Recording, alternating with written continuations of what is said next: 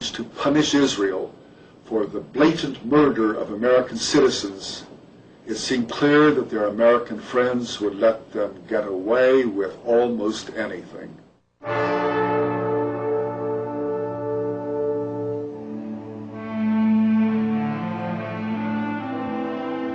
The fleet tug Papago would be our escort into Malta. The divers rigged a large canvas over the torpedo hull, and it was secured in place using ropes that were passed under the hull and over the main deck. Once the canvas was in place, the Liberty could proceed under its own power towards Malta. Once we were in dry dock in Malta, then came the gruesome task of removing the bodies and the debris from the research vessels. I was unfortunate enough to draw the first shift as part of our division, which would be used to cut the debris away from the bodies so they could be removed from the research bases. The first body to come out was almost unrecognizable. Due to being in salt water for 6 days, the body was almost completely hairless. We fingerprinted the body, put it in a body bag, and moved it out of the spaces. This continued through the night and on into the next day. After 33 days in Malta and the Liberty was repaired, we brought the ship back to Norfolk. Now it was over. The Liberty was home. Over. It will never be over until the truth is known. The cover-up began with the report of the casualties. The first word that we had out was before the torpedo attack that we had 9 dead and 75 wounded. This has been the number that has almost invariably appeared in the newspapers as an attempt to minimize the nature of the attack, the ferocity of the attack, and the unjustifiable nature of the attack. There was no press campaign to cover this in its entirety for the benefit of the American people. As a matter of fact, in many cases, the press supported the Israeli contingent. Future Judge Advocate General of the Navy, Rear Admiral Merlin Starring, was given less than 24 hours to review the 600-page Court of Inquiry report. In the course of my career as a Navy lawyer, I have been called upon to review and take actions upon hundreds of investigations of various degrees of importance and volume. This is the only instance in which a record of such an investigation has been withdrawn from me after I had been asked to review it and had not been given an opportunity to complete my advice to the convening authority. As you know, it's a voluminous document. And one of the things that I initially had difficulty with, and still do, is the fact that the very first statement of fact that the court arrived at and presented was this: available evidence combines to indicate the attack on Liberty on 8 June was in fact a case of mistaken identity. Now, that is the sort of thing in this record that I found great difficulty in supporting from the evidence that was included. I'm convinced that it was withdrawn from me in this instance because of my statement to Captain Boston that I was having serious problems with the evidence that was available to support the statements of fact. In the subsequent cover-up, the Israelis maintained that they thought the Liberty was the small Egyptian freighter, the Al-Qusair. This is not credible. Not only was the Liberty flying a large American flag, but it was 5 times as large as the Al-Qusair, and its profile was unique. It bore no resemblance whatsoever to the Egyptian ship. Tordella was the deputy director at the time of the attack.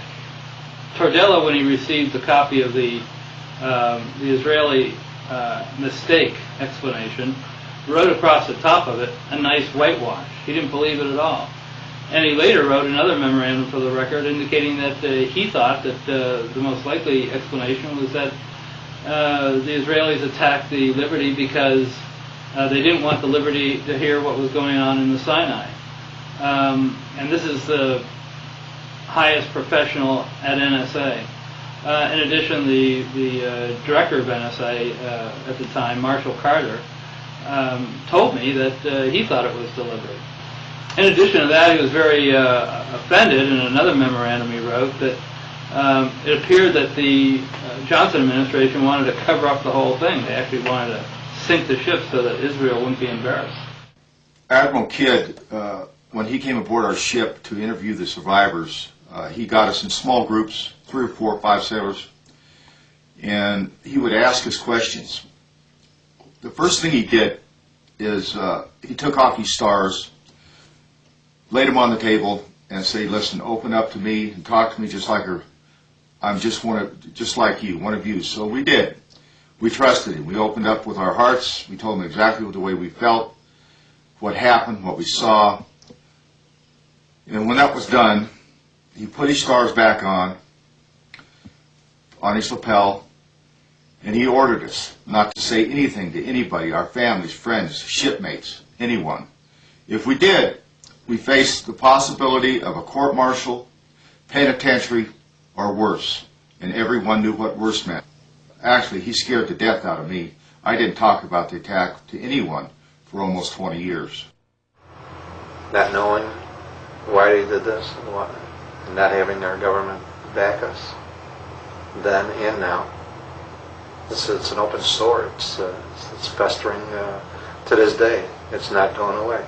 I think it's important that we do have an investigation. I would never give up on that until I'm too old to come to these things. It needs to be done. Pete Bucher from the Pueblo said he wouldn't even have gone if he could have known what really happened to us. All he knew was some piddly little thing he heard about on the news. In late 1991, Dwight Porter, who was ambassador to Lebanon during the 1967 war, told columnists Evans and Novak that immediately after the attack on the Liberty, the CIA station chief handed him intercepted messages between the Israeli war room and their planes. The pilots were given orders to attack the ship, and they replied immediately that it was an American ship. The Israeli headquarters responded, "You have your orders, attack the ship." The pilots tried once again, "But it's an American ship. We can see its flag." And headquarters insisted, "You have your orders, attack it."